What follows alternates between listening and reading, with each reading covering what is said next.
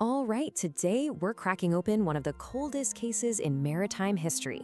We're going to investigate a ship that has mystified people for 150 years, the Mary Celeste. A sad and silent mystery of the sea. You know, that single phrase from an investigator back in 1873 kind of says it all, right? The Mary Celeste is basically the blueprint for every ghost ship story you've ever heard. Found floating in the Atlantic, perfectly fine, but with not a single soul on board. So that's the big question, isn't it? How does this even happen? Today, we're going to put on our detective hats and sift through the evidence, piece by piece, to separate what really happened from the spooky stories that came later. Okay, let's set the scene. It's December 4th, 1872. The crew of a Canadian ship, the Dei Gratia, is out in the middle of the Atlantic, and they spot something weird. Another ship, just drifting.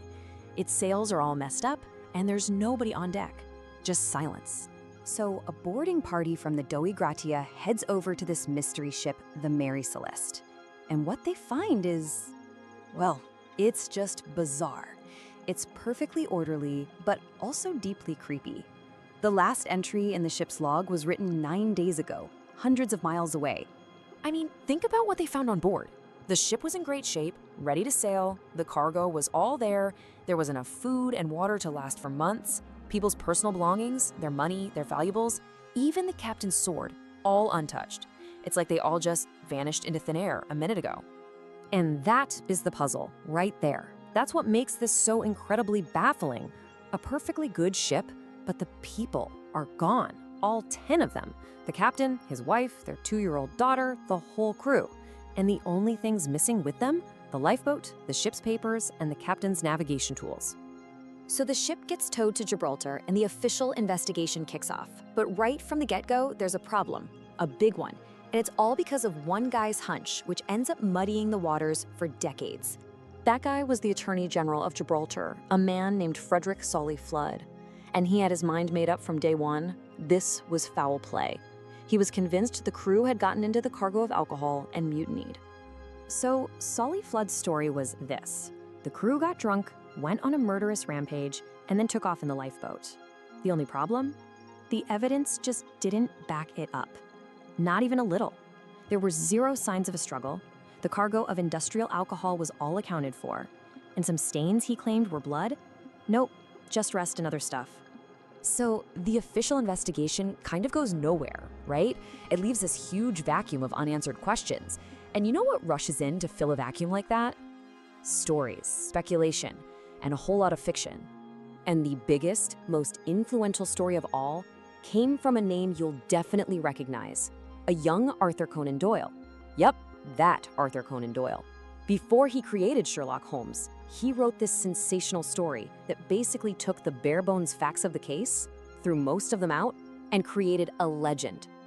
And this is where the real case file gets totally contaminated.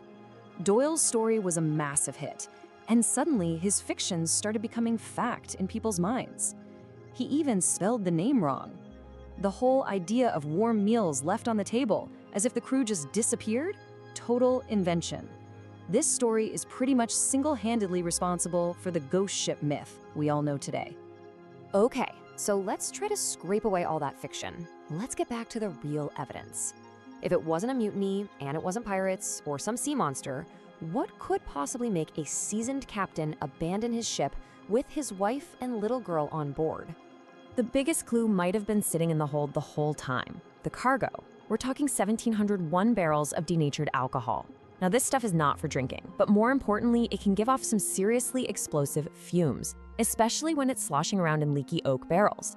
And it turns out about 9 of the barrels were empty. This brings us to a really cool experiment done back in 2006. A scientist at University College London built a replica of the ship's hold to see what would happen if those fumes ignited. And the result wasn't some big, fiery Hollywood explosion, it was a pressure wave explosion. A huge, terrifying whoosh of flame that would be gone in an instant, leaving, get this, no scorch marks. Now that sounds like a plausible answer, doesn't it? Imagine you're the captain. You hear a terrifying boom from the hold. Maybe the main hatch blows open. You'd think the whole ship was about to blow sky high. So what do? You order everyone into the lifeboat as a precaution. Maybe you trail behind the ship on a rope just until things calm down. but then the rope snaps or a storm hits, and tragically, you can never get back. So we have a pretty good theory for what happened to the crew. But what about the ship itself? Well, her story didn't end there in the middle of the Atlantic. She actually sailed for another 12 years before meeting a pretty shameful end. Yep, in 1885, her last captain deliberately crashed her on a reef in Haiti. The whole thing was a harebrained insurance scam to try and claim money for a worthless cargo. It completely failed. A really sad ending for such a famous vessel.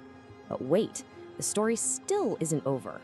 Okay, now let's jump forward more than 100 years to 2001. The famous author and real-life shipwreck hunter Clive Cussler leads an expedition to that exact same reef in Haiti. And he thinks he's found it. His team finds the remains of a single ship, and everything seems to match up. The size, the type of wood used for a ship built in Nova Scotia back then. They are confident.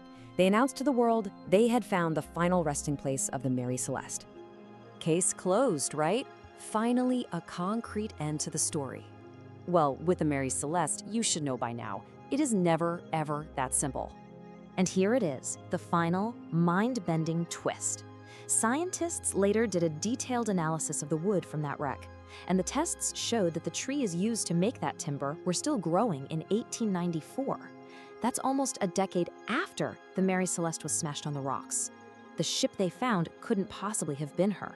So in the end, even the ship's final resting place remains a mystery. So why are we still so obsessed with this story 150 years later? I think it's because it's the perfect mystery. It's this black hole where the facts end and our imagination has to take over. And it's a powerful reminder that no matter how much we think we know, the sea will always, always keep some of its secrets.